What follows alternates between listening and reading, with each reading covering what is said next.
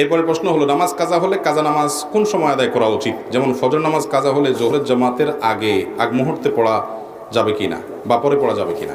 দেখুন, যদি ফজরের নামাজ কাজা হয়, এটা জোহরের আগে না, বরং কাজা হয়েছে ফর এক্সাম্পল আপনি ঘুম থেকে উঠতে পারেন না, অ্যালার্ম দিয়ে রাখছেন তাও উঠতে পারেন না, গভীর ঘুম হয়ে গেছে, অ্যাক্সিডেন্টলি এরকম হঠাৎ একদিন হয়ে গেছে, তাহলে যখন ঘুম ভাঙছে তাড়াতাড়ি করে উজু করে আগে নামাজ পড়ে ফেলবেন। কারণ হাদিসে আসছে, নবী করিম সাল্লাল্লাহু আলাইহি ওয়াসাল্লাম বলেছেন, মান নামা আন সালাতিন আও নাসিহা ফালইউসাল্লিহা ইযা যাকারাহা ফাইন্না যালিকা ওয়াক্তুহা।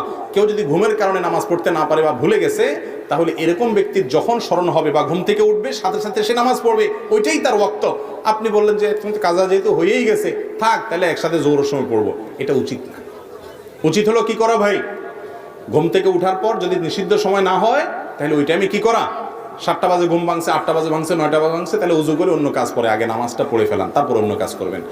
আর যদি আপনি সেটাকে বিলম্ব করেন